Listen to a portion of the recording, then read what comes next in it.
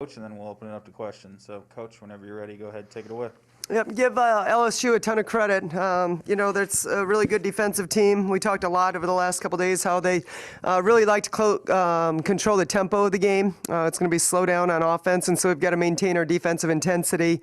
And then their ability to create, opportunities off turnovers. And we didn't handle that very well. We wanted to play north and south. We wanted to break their pressure in the past. When we would break their pressure, it seemed that we'd exhale and then we'd have about 12 seconds to run our offense. And so really wanted to maintain our ability to play downhill, but certainly under control. First three quarters had 18 turnovers, way too many. And in that fourth quarter, obviously, only had 2 turnovers and ended up shooting the ball pretty well. I just felt like that first quarter we had some good looks. They didn't fall for us. And you just felt the deflation. I felt it in timeouts. I felt it on the bench. Didn't love it at halftime, and took us a while to get going. But we cannot hang our hat on our offense. There's going to be nights the shot does not fall, and we've got to be able to maintain our focus defensively and continue to shoot the shots that are good for us. Okay, with that, we're going to open it up for questions. First question is going to go Colin O'Brien. Jeff City News should be on. Hey, Coach. Sorry, the band. I don't know if you can hear me very well, but just the bench technical that was assessed in the final 3 seconds, what happened there? We couldn't really tell from up here. Yep, it was a timeout. We were out of timeouts. Eric Blum. I think you just called on me. Sorry for the band. I'm trying to talk as loud as I can.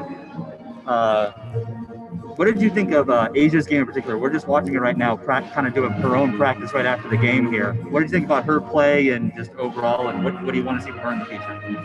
Yeah, I thought her second half was much better. I thought she was aggressive. Felt like she was just a little bit more locked in, it felt like, in that second half. There was a sense of urgency. Asia's the type of kid that really has a tremendous impact on our team. And when, she's using her voice, and it's just from a leadership standpoint, she has the ability to impact. And so when she's not using her voice, even though there's going to be nights like that, but there's a void there. And so I just felt like, I thought she was pressed a little bit. That kid that loves to compete, wants to win at a high level. Felt like at halftime we needed her to just take a deep breath there, stop pressing so much. I felt like we could have better ball movement than we did in that first half, and I thought with the kids out there we had some pretty good ball movement, but I thought when we got Asia back in, she was in a good place and obviously had a good second half for us. Michael Howie, go ahead. Coach, it looked like LSU was putting on a full court press for much of that first half, and it seemed to make you guys speed up your play a little. It caused a lot of turnovers. Did that full court press have anything to do with that sloppy play in the first half? Well, I still felt like, and I'll go back and watch film, but I still felt like we got some good shots and they just weren't falling for us. We got some good looks at the basket, but, that's what they do. They've got the ability to turn teams over. It's not just us. They do it to everybody. That's kind of their DNA. And we talked about, if you're too slow, and just are satisfied with breaking the press, you're going to end up with about 12 seconds on the shot clock, and it's going to be hard to run offense. And we felt like we had the speed, the ball handlers, to not only break the press, but force them into some tough matchups on the back end. If you let them get set up in their matchup zone, which what they're known for, can really be challenging. And so I felt like, early on, the first couple possessions, that like we forced the action too much. But other than those first couple possessions, I just felt like we got a little bit stagnant and didn't move the ball once we got the ball over half court as much as we needed to. Andrew Kaufman, go ahead. Coach, why do you think your team was so much more effective in the fourth quarter? Only 2 turnovers, and then you guys lit it up offensively as well. $1 million question right there. I think, obviously shots were falling for us. That always helps the energy level on the defensive end. But Yeah, I don't think it's a surprise to anybody that was at the game, to any of us, to our players in the locker room. I mean, they know that we didn't play well tonight. We didn't shoot the ball well tonight. We didn't play with the energy and the passion, and represent ourselves and the university the way we needed to. You know, that's a blueprint of who we are, a gritty, hard-nosed, we're going to let it all hang out. And I felt like we got deflated. But you know, they figured it out, and I just said, you know, it's been ugly basketball for 3 quarters, but the last 10 minutes, man, it can be the best basketball we've played. Let's not, you know, throw the towel in yet. And you know, proud of the resiliency for sure. It was just it was a little bit too late in the game. Bennett Durando, excuse me, Post-Dispatch, go ahead. Robin, how encouraging is it to see Lauren Hansen becoming sort of the scoring leader that she was in that fourth quarter comeback? I think she scored 7 of 9 during one of those runs, and just sort of stepping up in those spots. Yeah, you know, not surprised. She's a high motor kid, really good skill set. You know, it's taken a minute or some time to settle in and kind of get used to our style and what we do. But I'm not surprised. I think that kid has a really high ceiling. And so, you know, we've seen some of that in practice. And I think the biggest thing for Lauren right now is that consistency piece. But, you know, there's certain kids that have the ability to create shots, not only for themselves, but for their teammates. And Lauren certainly can do that. Kyle Pinnell, the man-eater, go ahead. Yeah, Coach, your guys' comeback came up just short, but what does it do for the team's mindset or psyche in the future, knowing you were down by as many as 16 in that fourth quarter, and to come back and make it a one-possession game with a minute left?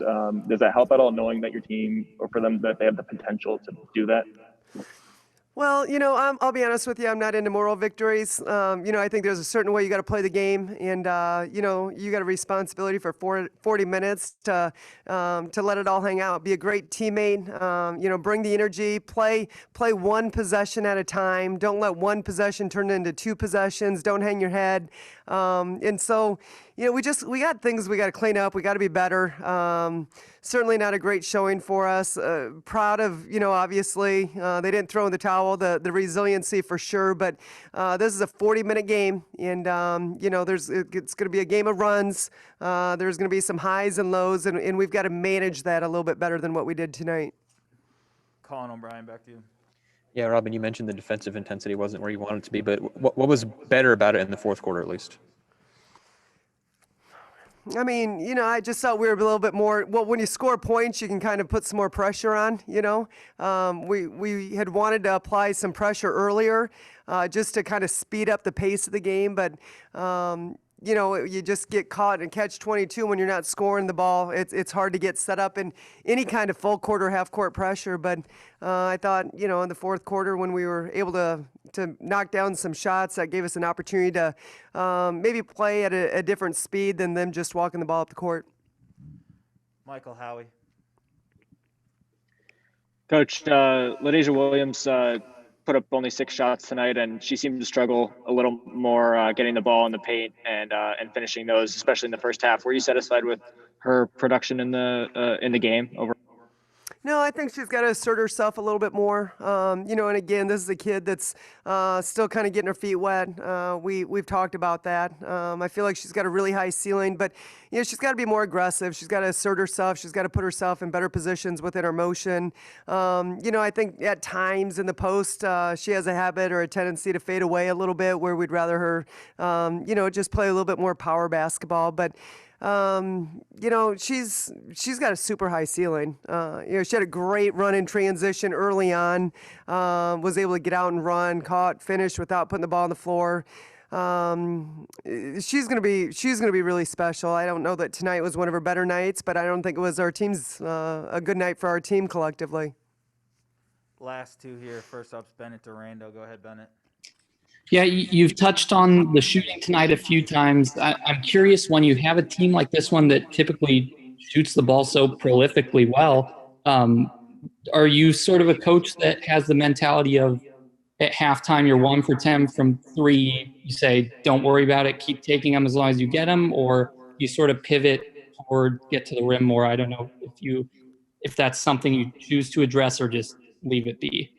No, we definitely talked about being an inside-out team. You know, I don't want to take away rhythm threes from our team, and but you know, when you miss a couple, we've got to be able to make that adjustment and start attacking, trying to get to the free throw line, try to get an inside touch. We talked about what we did talk about at halftime is several of our possessions that we scored on. We scored because we got an inside touch, and the importance of not being a donut and being able to play inside out. So we absolutely talk about it. I got great confidence in our shooting ability. You know, if they're rhythm shots and they feel good, you know, just they're going to fall for us. But I do think you got to make an adjustment, create some confidence by playing a little bit more inside out than just settling for your first open look from the three-point line. Okay, last hand went down, so that is it for tonight for Coach P. Thank you, everyone. Appreciate you guys. Thanks.